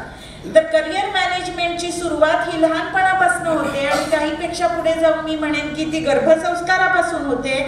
असं आपण म्हणू की अभिमन्यूवर चक्रव्यूह भेदन आणि हे सगळे संस्कार पोटात असताना झाले होते. आत्ताही जर गरोदरपणी नीट आहार घेतला नाही, मी रोज बघते आणि मी विचारते असं झालं होतं का गरोदरपणी, डिलिव्हरीच्या वेळेला असं झालं होतं का, आणि त्या मुलामध्ये त्याचे परिणाम झालेले मला दिसून येतात. तर खरंच सांगते 1 किंवा 2 मुलं हल्ली होतात की गरोदरपणी सुद्धा काळजी घेणं गरजेचं आहे खरोखर. तर आपण म्हणूया की तेव्हापासून होते. तर मुलं 11 ते असं म्हटलं जातं किंवा अमेरिकेत असं केलं जातं की 7वी पासूनच या सगळ्यावर एकंदर मुलाला आपल्या काय जमेल काय नाही. तर थोडंसं हल्ली एक इंटर्नशिप म्हणून म्हणतात की तुला कुठलं काम जमतं कुठलं जमत नाही हे 7वी पासूनच शोधायला लागायचं. 7वी पासून. तर पालकांनी आधी या सगळ्याबद्दल माहिती घेणं गरजेचं आहे. तर तुम्हाला माहिती आहे का की 350हून अधिक विषयात BA करता येतं, 150 करिअर कॉमर्स नंतर आहेत, 110 विषयात कमीत कमी MSc करता येतं, 73 प्रकारांनी इंजिनियर होता येतं आणि कमीत कमी 30 प्रकारांनी डॉक्टर होता येतं. तर महाराष्ट्रात शिकून नोकरी बरोबर पैसा असं समीकरण आहे. पण गुजरात सारख्या राज्यात 10वी नापास सुद्धा उत्तम असा धंदा करतो आणि रगड पैसा कमावतो. महाराष्ट्रात मात्र बहुतेक मुलांना पालक असं सांगतात की की हां तू नोकरी मिळवली पाहिजे आणि विशेषतः सरकारी मिळाली तर फारच छान, तू IAS हो, तू हे हो, नाहीतर डॉक्टर इंजिनियर हो, असा सल्ला देतात. जी सगळ्यांची क्षमता नसते आणि तशी गरजही नसते, तरीही आई वडिलांच्या आग्रहापायी किंवा नातेवाईकात इज्जत का सवाल म्हणून असाच प्रयत्न केला जातो. आणि आवड नाही, गती नाही, गती नाही म्हणून मती नाही आणि म्हणून प्रगती नाही. मुलं निराश होतात, मनोरुग्ण होतात, काही जण तर आत्महत्याही करतात. तर असं जबरदस्ती मुलांवर करण्याच्या ऐवजी त्यांच्या व्यक्तिमत्वाचा शोध घ्यायला हवा, त्याच्यासाठी प्रयत्न करायला हवे. आता मार्क्सिस्ट पालक ही संकल्पना एक लक्षात घ्या की परीक्षेतील मार्कांसाठी मुलांना धारेवर धरणारे पालक. मुलांच्या व्यक्तिमत्वाचा शोध घेऊन त्यांच्या जीवनाची दिशा ठरवायला हवी. असं जर तुम्ही ठरवलं तर त्याच्यात मुलं नक्की मार्क्स मिळवतील. म्हणजे माझ्या मुलाला मी कम्प्युटर सोडून आम्ही डॉक्टर आहोत किंवा माझी मोठी मुलगी डॉक्टर झाली म्हणून त्याला मी जर हे केलं असतं तर मला वाटलं थोडंसं हे की त्याला एक म्हणजे डॉक्टर तो व्हावा असं कुठेतरी वाटत होतं. पण नाही, मी त्याला ज्याच्यामध्ये त्याला गती आहे त्याच्यातच त्याला घातल्यामुळे तो पटपट उंच गेला त्याच्यामध्ये. तर परीक्षेत त्याच्यात मुलं नक्की मार्क्स मिळवतील जर तुम्ही त्यांच्या व्यक्तिमत्वाचा शोध घेऊन त्याच्यात त्यांना पुढे घेऊन गेलात तर. बाकीच्या विषयामध्ये पास झाले की पुरे. तर परीक्षेतला मार्क्सवाद ही सर्वथैव चुकीची गोष्ट आहे. जीवनात जे लोक मोठे झालेले दिसतात ते बोर्डाच्या मेरिट लिस्ट मध्ये आले होते का? आणि बोर्डाच्या मेरिट लिस्ट मध्ये आले होते ते मोठे झाले का? हा कधी प्रश्न विचारलात का स्वतःला? आता सचिन तेंडुलकर, लता मंगेशकर यांनी नेमकं काय केलं? कोण विचारायला जातं का मॅट्रिक झाले होते की नाही, मार्क किती पडले? नाही, आपापल्या विषयात ते खूप मोठ्या उंच गेलेले आहेत. तर सहसा परीक्षेतलं यश आणि जीवनातलं यश याचं प्रमाण व्यस्तच आढळतं. मग विचार करा की मोठा कोणीतरी होण्यासाठी नेमकं काय करायला हवं. आणि 10वी 12वीतलं यश म्हणजेच यश असं नाही, हा तर केवळ एक टप्पा आहे.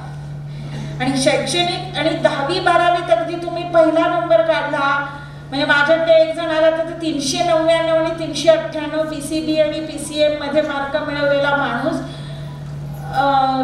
असा एक जण आला होता. पण नंतर तो गडबडला. म्हणजे असेही लोक आढळतात. तर तो एक टप्पा आहे, ते यश म्हणजे पुढच्या यशाची ग्वाही नाही. आणि शिक्षणक्रम जरी पूरक असला तरी कोर्स म्हणजे करिअर नव्हे, फक्त शैक्षणिक कोर्स म्हणजे करिअर नव्हे.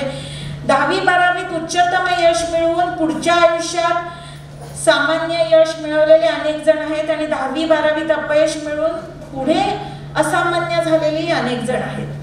तर परीक्षेमुळे हकनाक बदनाम झालेली गोष्ट म्हणजे अभ्यास. परीक्षा आणि परीक्षेतील यश हा प्रकार विसरून, परीक्षा आणि परीक्षेतील यश हा प्रकार विसरून जर अभ्यास करायचा ठरवला तर त्याच्यासारखा दुसरा आनंद नाही.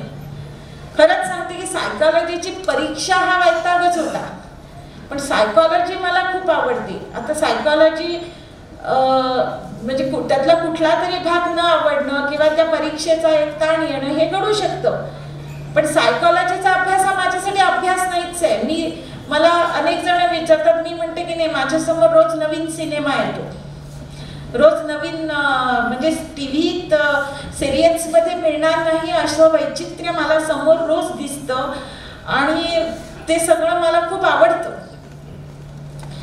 तर अधिक आस म्हणजे अभ्यास. ज्या गोष्टींची अत्यंत आस वाटते, विशेष अशी आस वाटते आणि ओढ वाटते, त्यात रममाण होणं आणि त्याच्यात नवनवीन प्रयोग करणं, शोध घेणं, त्या आत्मसात करणं म्हणजे अभ्यास.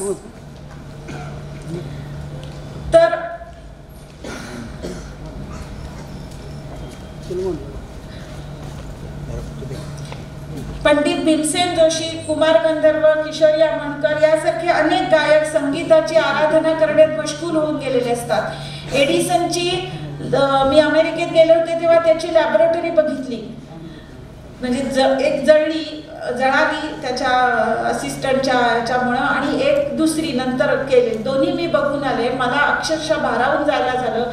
तर तिथे त्याच्या बायकोने त्याला एक बेडही घालून दिला होता. म्हणजे त्याच्यातच असायचा तो सतत. आणि ह्या एडिसनला आपल्या बऱ्याच शास्त्रज्ञांना शाळे कॉलेजातनं बाहेर काढलं होतं.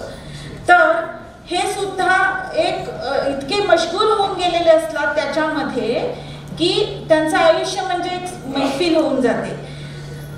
तर असा भान हरपून टाकणारा, आनंद देणारा अभ्यास विषय प्रत्येकासाठी वेगळा असतो. तो तुमच्या मुलाचा कोणता आहे हे तुम्ही शोधलंय का, की त्याच्यात तो रममाण होऊन जातो हे तुम्ही शोधलंय का? तर आयुष्यात यशस्वी झालेला प्रत्येक जण त्या क्षेत्रामध्ये अक्षरशः आयुष्य पणाला लावून अभ्यास करताना दिसतो. तो 10वीला बोर्डात आला होता का नापास झाला होता हे कोणी विचारायला जात नाही. त्यांचं शिक्षण काय आहे, मार्क किती पडले कोणी विचारत नाही. धीरूभाई अंबानी मॅट्रिक नापास होते, पण हार्वर्ड युनिव्हर्सिटीचे किंवा IIMचे ते MBA झालेले नव्हते, पण तरी बिझनेस या विषयाचा त्यांचा अभ्यास गाढा होता आणि ते कुठच्या कुठे गेले.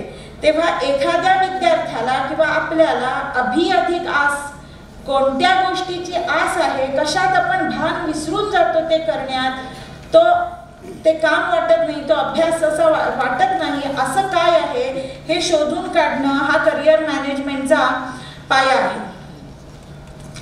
तर दुसरा एक गैरसमज म्हणजे सायन्स साईड म्हणजे हुशार मुलांची साईड. तेव्हा अनेक जण सायन्स साईडलाच मुलांना घ्यायला बघतात, अशी काही गरज नाहीये.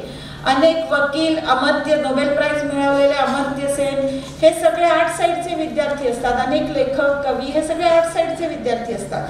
त्यामुळे या सगळ्याची काही आवश्यकता नाही. आता दुसरा करिअर मॅनेजमेंटचा पाया म्हणजे कपॅसिटी, इंटरेस्ट. कधी कधी कपॅसिटी असते आणि इंटरेस्ट नसतो.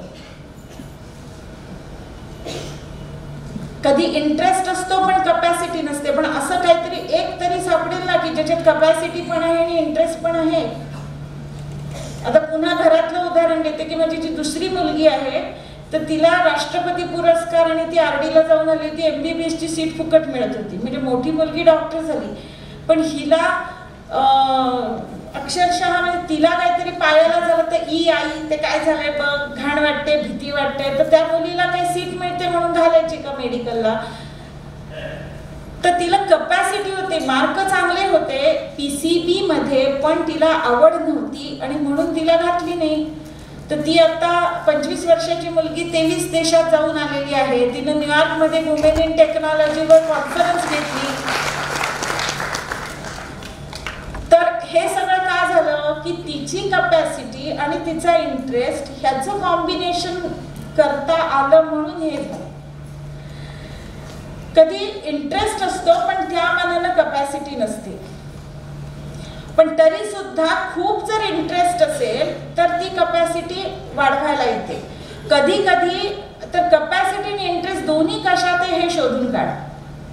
आता तुम्हाला कधी कधी मुलाला खरोखरच समस्या असते, कधी कधी ज्ञान नसतं. आता माझ्याकडे एक मुलगा आला होता, तर त्याला 10वीला 60% मार्क फक्त, 11वीला 40%, 12वीला 1 वर्ष फुकट घालून 39%, आणि BSc पार्ट 39% मार्काला इंजिनिअरिंगला पेमेंट सीट पण मिळाली नाही, मॅनेजमेंट सीट पण मिळू शकत नाही. मग BSc पार्ट 1ला गेला आणि ऑक्टोबर-नोव्हेंबरमध्ये काही वर्षापूर्वी तो 10 वर्षापूर्वी जवळपास माझ्याकडे आला, आमच्याकडे. आणि आता तो का आला तर BScला पण मला म्हणाला आता कॉलेजला जाऊत नाही. आता तो असं म्हणाल्यामुळं, तो ब्राह्मणाचा मुलगा होता, मी काही जातीयवादी नाही, पण हा जो गुजरातीचा किंवा मारवाड्याचा मुलगा असला तर ठीक आहे बाबा, तुला कॉलेजला जावत नाही, दुकानात जाऊन बस, असं सांगितलं असतं, पण हा ब्राह्मणाचा मुलगा असल्यामुळे बाप रागानं त्याला म्हणाला तू आता भटगिरी कर, पूजा सांग. तर आई अक्षरशः आई भयंकर रडायला लागली, चोळा मोळा झालेला चेहरा तिचा. आणि मला अजून आठवतं ती आमच्याकडे आली आणि नंतर आता पहिल्यांदा आल्यानंतर आम्ही काय करतो की बाकी काय मार्क असे पडलेले आहेत, जात नाही कॉलेजला, का जात नाही, कंटाळा येतो, होतच नाही अभ्यास वगैरे. तो पहिला आम्ही काय करतो तर IQ काढतो. त्याचा IQ काढला तो 136, म्हणजे शास्त्रज्ञाचा IQ, जिनियस. अरे म्हणलं 100 जरी IQ असला तरी 60% मार्क 10वीला मिळतील. त्याच्या मार्कांचा आणि IQचा काही संबंधच नाही. तर म्हटलं हे असं कसं झालं, म्हणून आम्ही जेव्हा शोधून काढायला गेलो तर त्याला अडल्ट ADHD निघाला. ADHD म्हणजे attention deficit hyper activity disorder.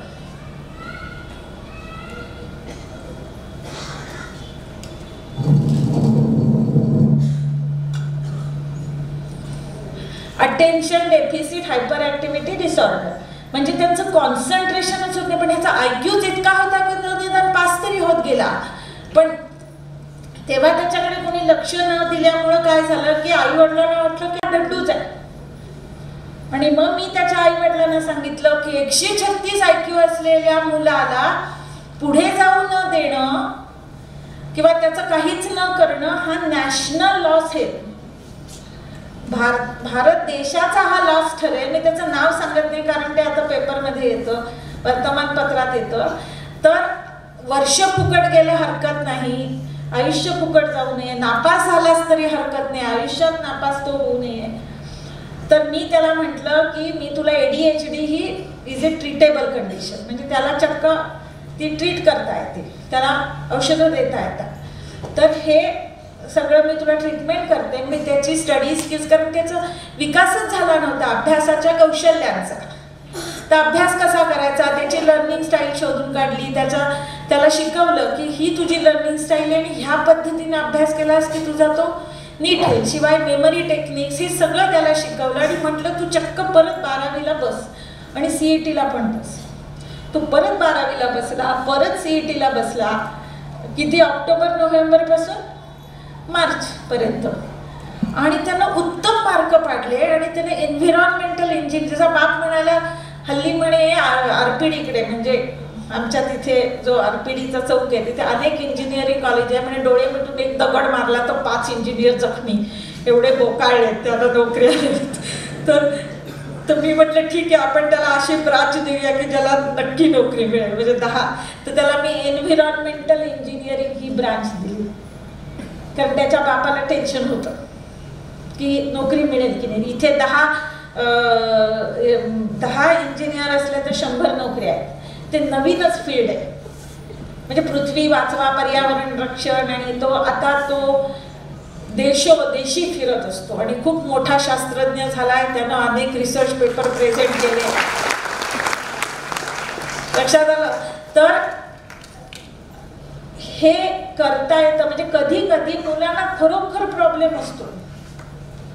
माझ्याकडे एक मुलगी होती तर तिच्या भावाला घेऊन आले होते आणि ती मुलगी 3रीत होती आणि तिला वाचायला येत नाही. तर बापाने सांगितलं ही मंद आहे,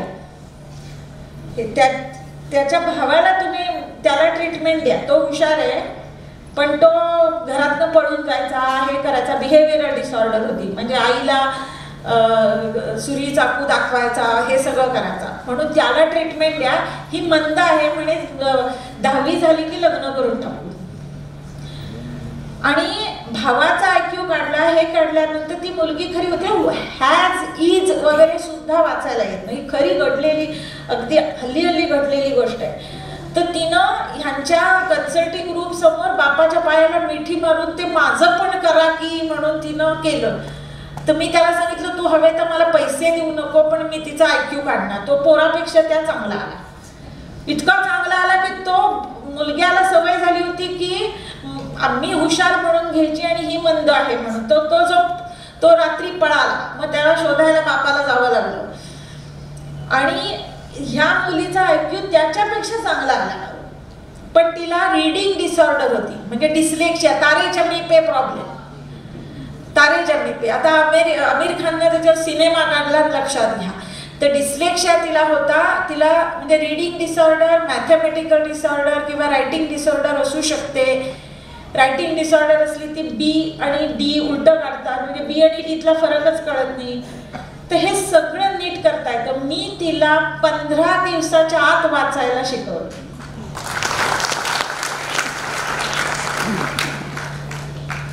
डिस्लेक्शियाच्या मुलाला सुद्धा, त्याला तर मी तिसरीतच पुन्हा बसवणार होते, तिसऱ्यांदा बसवणार होते.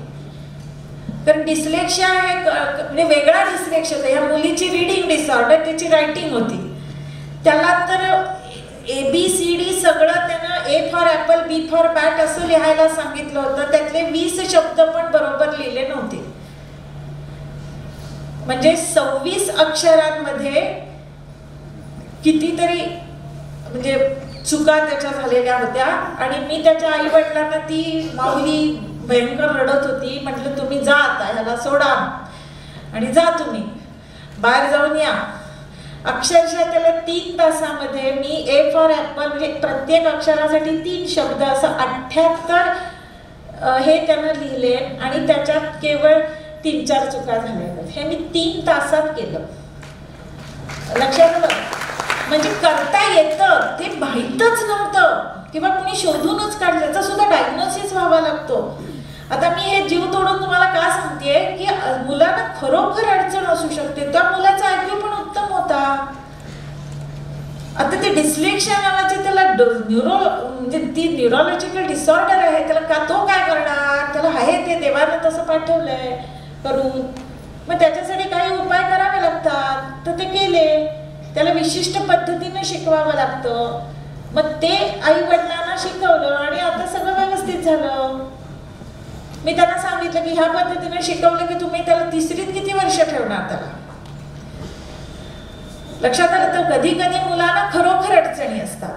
दुसरी गोष्ट, कधी कधी मुलांना तितकी परिपक्वता नसते आणि माहिती नसते. आता माझ्याकडे हा मुलगा सुद्धा, आपण प्रथमेश, तर त्याचे वडील 12वीला असतानाच नेमके हार्ट अटॅकनं गेले आणि त्याच्या आईनं लोणची पापड डबे देऊन अक्षरशः त्याला शिकवला. मग कर्ज काढून त्यावेळची एक 4 लाख रुपये कर्ज झालं म्हणजे फी वगैरे देण्यासाठी. आणि ह्याला 25,000ची नोकरी, म्हणजे त्याला पर्सेंटेज अगदी खूप छान होतं. 78% ॲव्हरेज येत होतं त्याचं. आणि तो खरोखर हुशारच होता.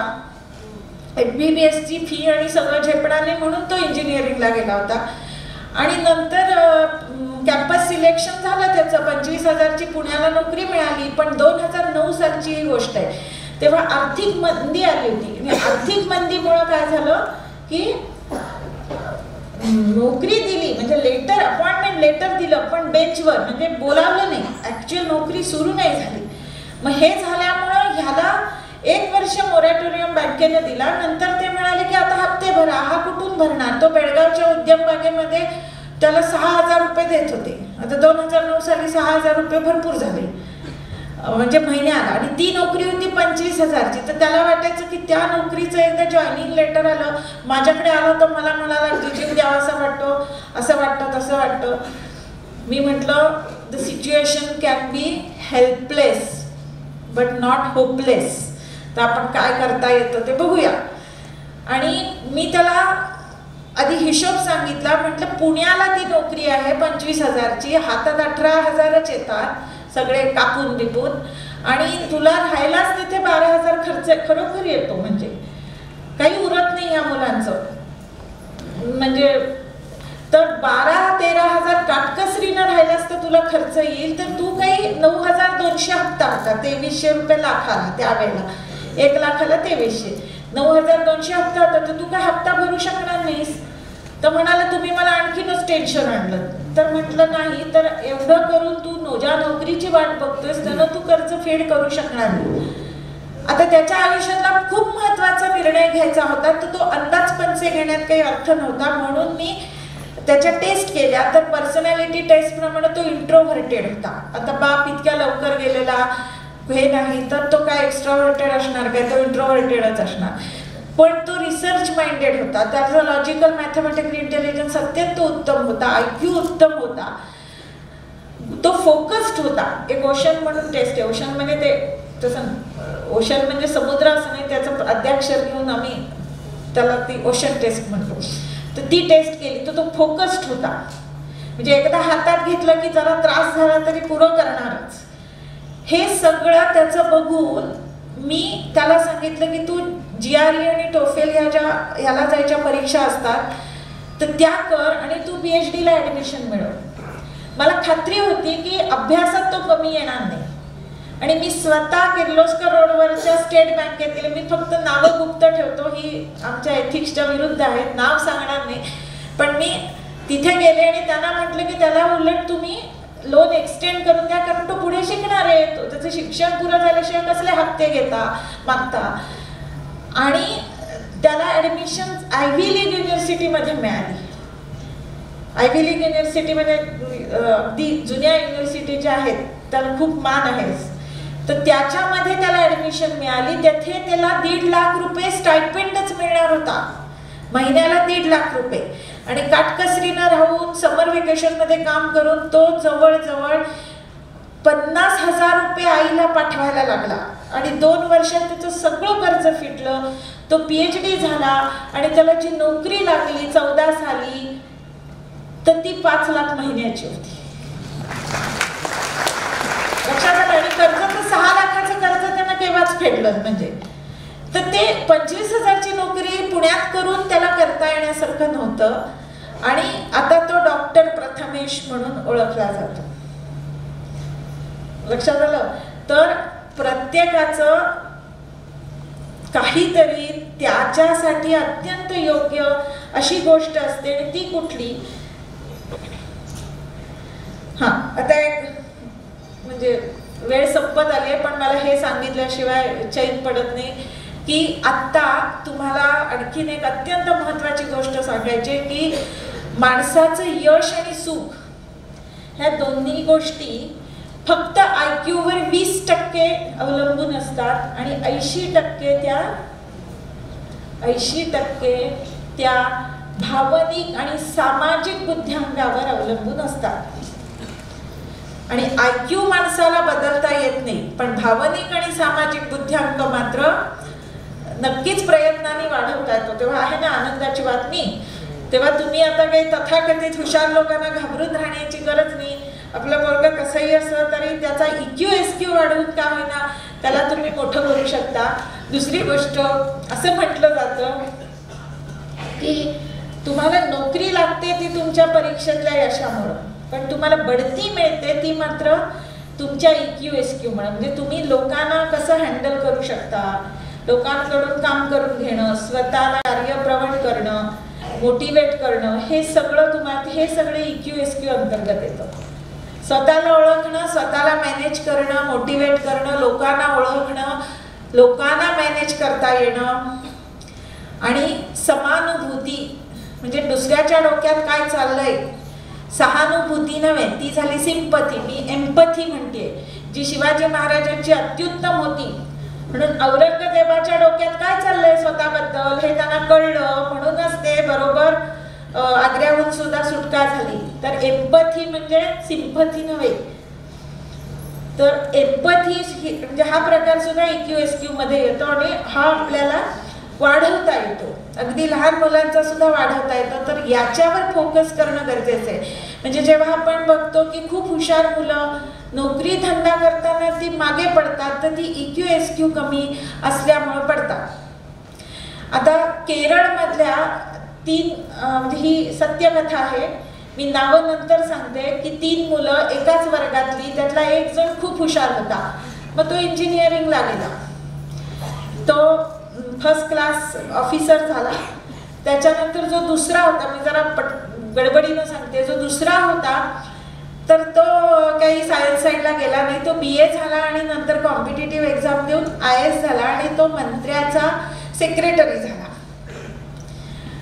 आणि तिसरा होता, तो BA झाला की नाही कोणाला ठाऊक, पण तो GS वगैरे झाला होता कॉलेजचा जनरल सेक्रेटरी आणि त्याने निवडणूक लढवली. तो पास झाला की नाही हे आजतागायत कोणाला माहित नाही. आणि तो मंत्री झाला. आणि नेमका यांची नावं आहेत श्रीधरन, जो इलेक्ट्रिकल इंजिनियर झाला, त्याच डिपार्टमेंटचा मंत्री झाला उन्नीकृष्णन, आणि त्याचा सेक्रेटरी म्हणजे CN शेषन, जे त्याचा जो पास सुद्धा धड झाला नव्हता तो सगळ्यांच्या डोक्यावर जाऊन बसला.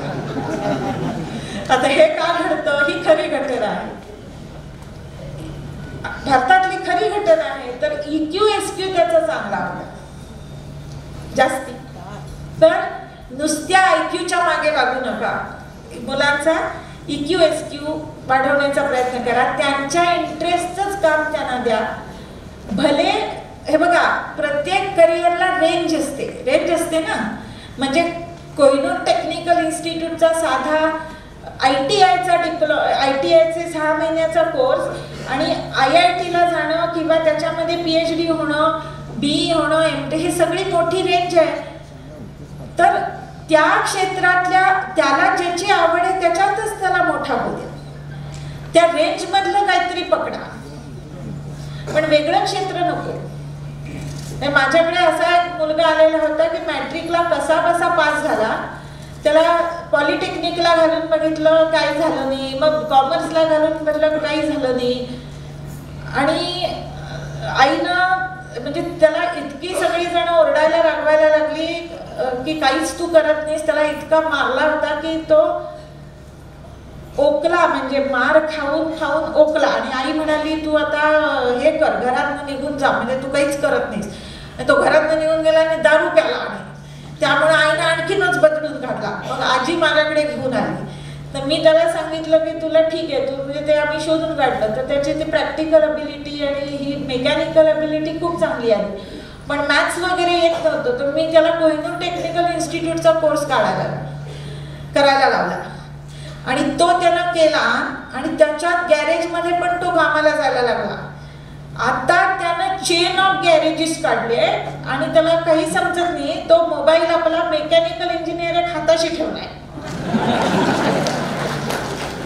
आणि चेन ऑफ गॅरेजेस म्हणजे मोठ्या मोठ्या लोकांच्या ते गाडी धुवायला 20 पोरं आहेत त्याच्याकडे, नुसती गाडी धुवायला. आणि आपण काय करतो, एक वेळ स्वतःच्या शरीराचे ह्याच्यासाठी पैसे मोजत नाही, पण गाडीला गॅरेजला वाटेल तेवढे.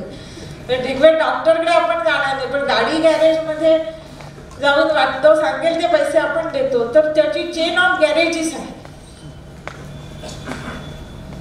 पण त्याला ते ज्ञान चांगलं होतं, म्हणजे अशी गाडी नसती ट्रक केलं की त्याला कळायचं की याच्यात काय डिफेक्ट आहे.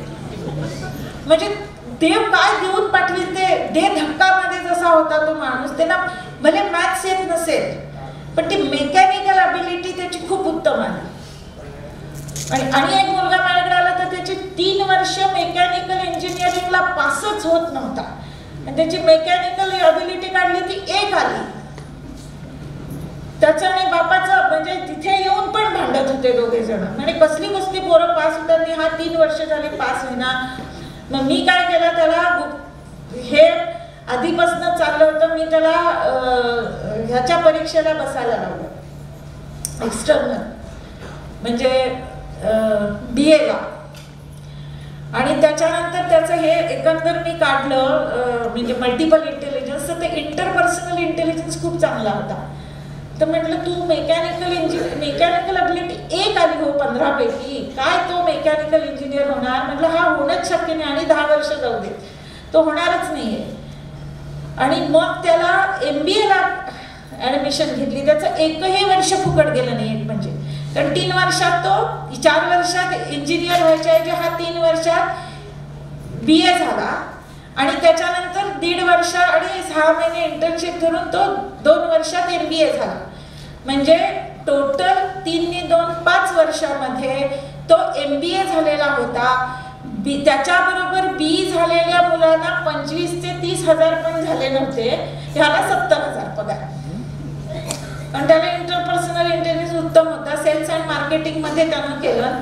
ते बनवायला येत नसेल, विकायला चांगलं येत होतं ना, लक्षात आलं. म्हणजे त्याचा टॅलेंट त्याच्यात होता आणि ते सगळं त्याला खूप आवडलं. म्हणजे त्याच्यात तो पहिला येत होता, मॅडम हे फार छान आहे हो सगळं, म्हणून मला सांगायला लागला. हे फार छान आहे सगळं, म्हणजे तो त्याला अभ्यास वाटत नव्हता. आणि मेकॅनिकल इंजिनिअरिंगला मात्र नापास. तर असं आता ही मी तुम्हाला इतक्या घटना सांगितल्यानंतर एक 8वीतला मुलगा, तर जुळ्यांपैकी एक, तर हा पहिला बाहेर आलेला, त्यामुळे त्याच्या डोक्यावर प्रेशर पडलं आणि त्याला झाला डिस्लेक्शिया. डिस्लेक्शिया झाल्यावर त्याला लिहिता येईना, म्हणजे हे करता येत नव्हतं. आणि दोघं मुलं इतकी सारखी दिसायची आणि एकाच वर्गात, बेळगावातल्या सगळ्यात मोठ्या शाळेमध्ये. तर काय करणं, म्हणजे ह्या सगळ्यामुळं तो नेहमी म्हणजे भावानं केलं की ह्यानं केलं हे काही समजायचं नाही. एकदा तर म्हणजे तो नापास झाला होता आणि त्या असा गोरापान देखणा मुलगा माऊलीनं त्या इतका बडवला नव्हता की लाल होऊन असा तो आला होता 8वीत. त्याला सेंट पॉल मधलं पुढचं पॉलचं स्पेलिंग लिहायला आलं नव्हतं. सेंट म्हणजे ST काढलं नव्हतं, कारण डिस्लेक्शिया, तारेजमिके म्हटलं की समजतं. तर तो प्रॉब्लेम त्याला होता. आणि मग मी त्याच्या वडिलांना सांगितलं की गव्हर्नमेंटनं लर्निंग डिसेबिलिटी जर असेल तर गव्हर्नमेंटनं तुम्हाला काही सूट दिलेली आहे. तसं जर सर्टिफिकेट दिलं तर तुम्ही सरळ त्याला त्या शाळेतनं काढा, कारण तिथे तो सारखा दिसतो ह्याच्यामुळे कुणी काय केलं हे समजायचं नाही. गावातल्या शाळेत घाला, तिकडे त्याला CDs वगैरे ऐकून, म्हणजे लिहायला येत नव्हतं आणि वाचायला पण थोडा प्रॉब्लेम होता. CDs वगैरे ऐकून वेगळ्या पद्धतीने शिकून तू त्याला 10वी पास करून, रायटर देऊन आम्ही त्याला 10वी पास करून घेतला. आणि त्याला जोकर म्हणायचे, म्हणजे कुणाच्या तरी नकला बिकला करून पाठवत. मी म्हणून सांगितलं देव कुणाला रिकाम्या हाताने पाठवत नाही. तर ते त्याची अबिलिटी चांगली होती. तर तो त्याला सरळ नॅशनल स्कूल ऑफ ड्रामाला पाठवलं दिल्लीला, आणि आता तो TV सिरियल्स मध्ये दिसतो. लक्षात आलं? तर कुणालाही देवानं रिकाम्या हाताने पाठवलेलं नसतं. तुमच्या मुलामध्ये काय आहे हे शोधून जर काढलं तर नक्कीच, म्हणजे स्वतःला शेवटाकडे येते की स्वतःला ओळखणं, त्याच्यानंतर स्वतःची कपॅसिटी आणि इंटरेस्ट, क्षमता आणि आवड यानुसार करिअरचं क्षेत्र निवडणं, आणि एकदा निवडल्यानंतर त्या क्षेत्रामध्ये उंच जाणं. मग उंच जाण्यासाठी सुद्धा स्वतःला प्रोग्रॅमिंग करावं लागतं. मुलाचं प्रोग्रॅमिंग आपण करावं लागतं किंवा मुलानं स्वतःचं करावं लागतं. तर ते एकदा केलं की नक्कीच तुम्हाला वाटायला लागेल की आकांक्षा पुढे ती पुढे गगन ठेंगणे. आणि लक्षात घ्या की प्रत्येक कळीला हक्क असतो, साऱ्याच कळ्यांना जन्मसिद्ध हक्क असतो फुलण्याचा. प्रत्येक माणसाला देवानं ते देऊन पाठवलंय. तर साऱ्याच कळ्यांना जन्मसिद्ध हक्क आहे फुलण्याचा, मातीमधला वतन वारसा आभाळावर कोरण्याचा. जन्म असो माळावरती वा शाही उद्यानात, प्रत्येक कळीला हक्क आहे फूल म्हणून जगण्याचा.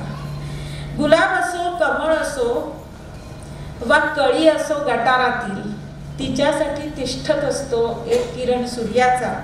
प्रत्येक कळीत जागत असतो निर्धार फूल होण्याचा, दिमाखानं दिसण्याचा आणि सुगंधानं असण्याचा. तेव्हा ऑल दी बेस्ट. स्वतःचा